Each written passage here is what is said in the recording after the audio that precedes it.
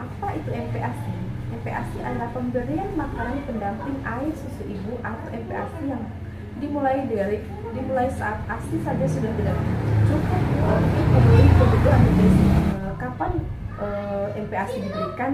MPASI dapat diberikan dimulai dengan usia 6 bulan, di mana menurut WHO dan Ikatan Dokter Anak Indonesia merekomendasikan umur atau dimulai sejak umur 6 bulan. Sini saya akan menjelaskan jumlah kebutuhan harian bayi 6 bulan dan waktu pemberian MPASI. Di mana pada usia 6 bulan, banyak energi tambahan yang diperlukan dari MPASI adalah 200 kilokalori per harinya. Total energi tersebut bisa didapatkan dari 2-3 kali makan MPASI sehari dengan porsi 2-3 sendok sekali makan.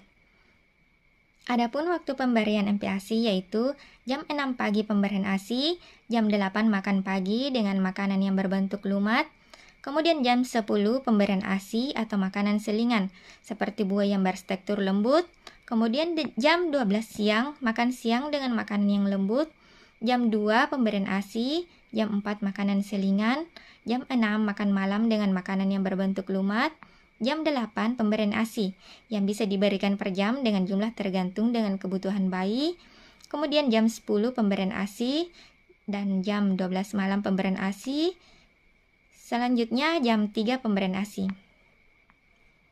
Akan tetapi pemberian ASI di jam 12 malam dan jam 3 boleh diberikan, boleh juga tidak. Jika bayi sedang tertidur lelap, pemberian ASI pada malam dan dini hari bisa tidak dilakukan. Yang perlu kita ketahui dalam menyimpan MPASI, yang pertama yaitu ketahui makanan yang bisa disimpan dalam waktu lama. Contohnya yaitu brokoli, kembang kol, daging, itu dapat disimpan dalam waktu lama. Kemudian yang kedua, simpan MPASI pada wadah yang tepat. Yang ketiga, tulis tanggal pembuatan MPASI. Yang keempat, simpan MPASI di freezer atau lemari es. Menaruh MPASI dalam freezer dapat dengan suhu 5 derajat Celcius selama kurang lebih 3 bulan.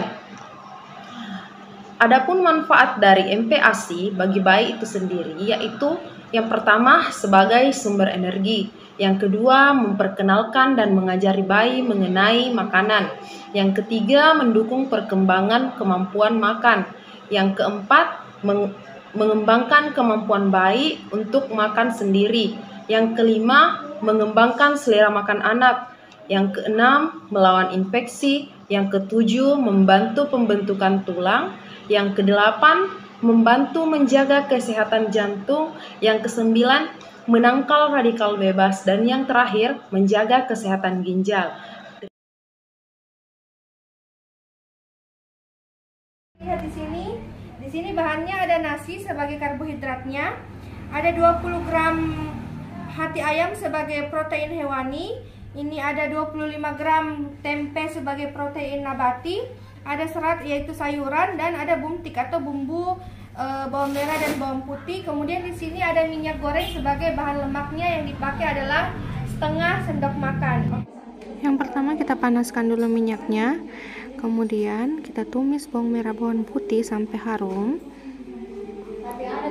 kemudian masukkan hati ayamnya, masak hingga hati ayam berubah warna, kemudian tambahkan air dan kemudian masukkan tempenya, kemudian masukkan nasinya,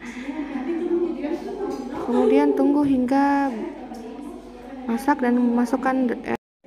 Setelah masak, ini akan kita bagi menjadi 3 bagian.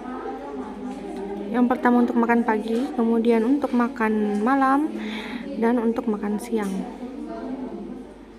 Kemudian setelah itu akan kita saring, buburnya akan kita saring agar halus, teksturnya berubah menjadi lembut dan halus. Ini sudah disimpan, ini siap untuk disimpan di kulkas di 5 derajat Celcius.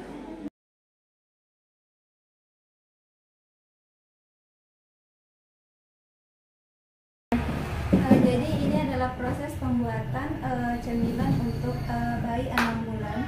Kita potong kecil. Ini apel yang sudah direbus ya. Apelnya direbus dulu, kemudian kita matikan. Jadi inilah hasil hasilnya setelah di blender seperti ini. Kita memberikan kepada bayinya pada pagi hari dan malam hari. Di sini saya akan menjelaskan manfaat dari bahan-bahan yang kami pakai berupa hati ayam, daun kelor, dan tempe pada MPASI bayi berusia 6 bulan. Nah, langsung saja. Hati ayam ini sendiri mengandung zat besi yang cukup tinggi.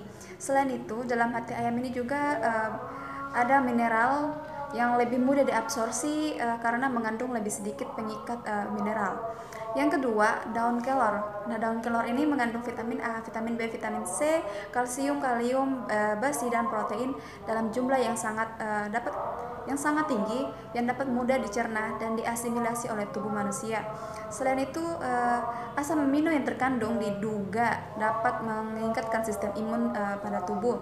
Selain itu juga dia dapat melawan bakteri biasa. Nah, untuk tempenya sendiri dia mengandung zat bergizi seperti protein, zat besi, sehingga tempe dapat diberikan sedini mungkin dan disertakan dalam makanan pendamping air susu ibu atau MPASI.